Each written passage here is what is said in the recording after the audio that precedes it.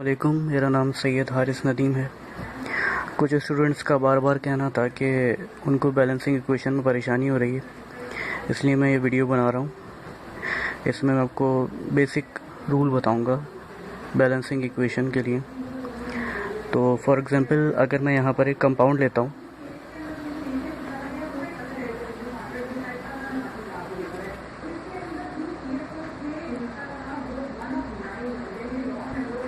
Carbon का अगर oxygen gas के साथ रिएक्शन होगा तो प्रोड्यूस होती है कार्बन डाइऑक्साइड।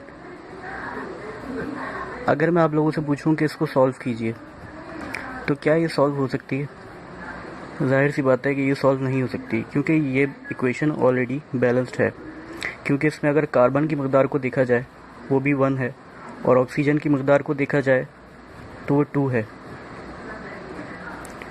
और राइट हैंड साइड पे जो प्रोडक्ट वाली साइड है इसमें भी कार्बन की मकदार 1 है और ऑक्सीजन की मकदार 2 है। मींस कि ये इक्वेशन बैलेंस है।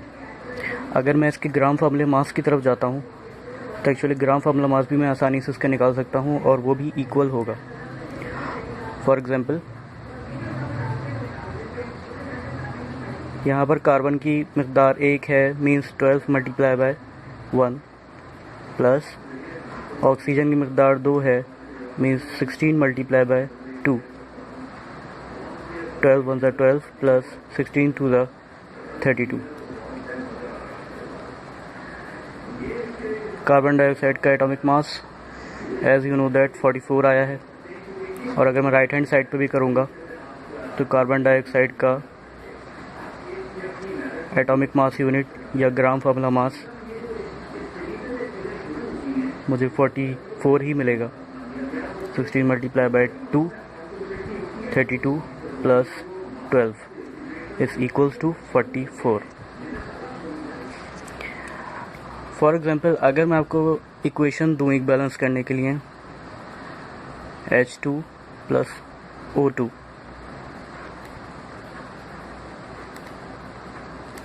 H2O, ये दो रिएक्टेंट्स हैं या प्रोडक्ट बन रहा है।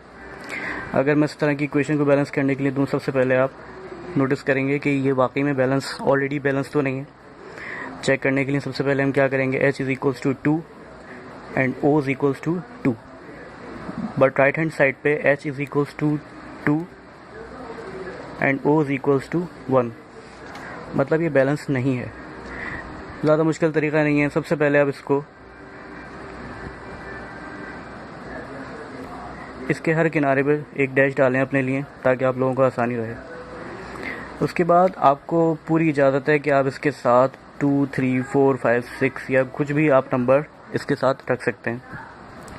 अब चाहे आप प्रोडक्ट वाली साइड पे भी रख सकते हैं, रिएक्टेंट वाली साइड पे भी रख सकते हैं, जहां आप रखना चाहें वहां पर आप इसको रख सकते हैं। क्योंकि यहाँ पर मुझे ऑक्सीजन 2 नज़र आ रही है, ऑक्सीजन इधर 1 है, तो मतलब हाइड्रोजन तो बराबर है लेकिन ऑक्सीजन बराबर नहीं है। मींस कि मुझे सबसे पहले ऑक्सीजन को बराबर करना है। मैं कभी बड़े वैल्यू को छोटा नहीं कर सकता, लेकिन छोटी वैल्यू को बड़ा ज़रूर कर सकता हूँ। तो इधर ऑक्सीजन की तादाद 1 है और मुझे 2 तक लेके जानी है।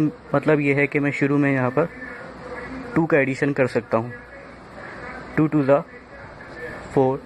अब क्योंकि मैंने 2 कंपाउंड के पीछे लगाया है, ध्यान रहे कि ये 2 का असर इस हाइड्रोजन पर भी पड़ेगा। तो 2 2 ज़ा 4, 2 1 ज़ा 2।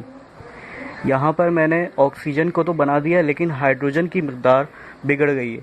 मैं ऑक्सीजन को बनाने के लिए जब मैंने 2 लगाया तो हाइड्रोजन की मकदार में फ़र्क आ गया है। पहले हाइड्रोजन की मकदार बराबर थी, 2 2 थी, लेकिन अब हाइड्रोजन की मकदार यहाँ पर 2 है, यहाँ पर 4 है।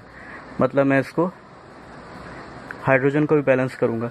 लेकिन आप लोग देख रहे हैं यहाँ पर रिएक्टेंट्स में हाइड्रोजन तन्हा है, यानी कि अगर मैं यहाँ पर 2 ऐड करूँ तो 2 2 ज़ा 4।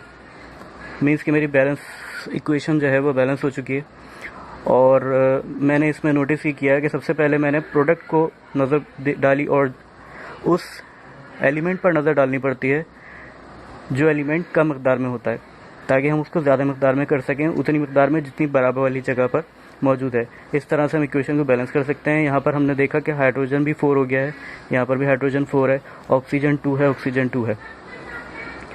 इसके बाद हम इसको आंसर में H2O2 react with 2H 2O। इस तरह से हम बैलेंस कर।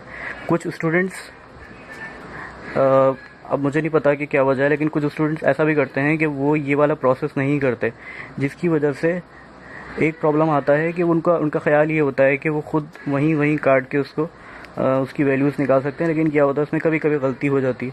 तो इसलिए एहतियात ज़रूरी है, और एहतियात ज़रूरी क्योंकि आप ये अगर वर्किंग नहीं करेंगे, इससे आपको ख़ुद को कंफर्म नहीं होगा कि आप सही जा रहे हैं या नहीं जा रहे। तो बहुत बहुत शुक्रिया। अल्लाह हाफ़िज़।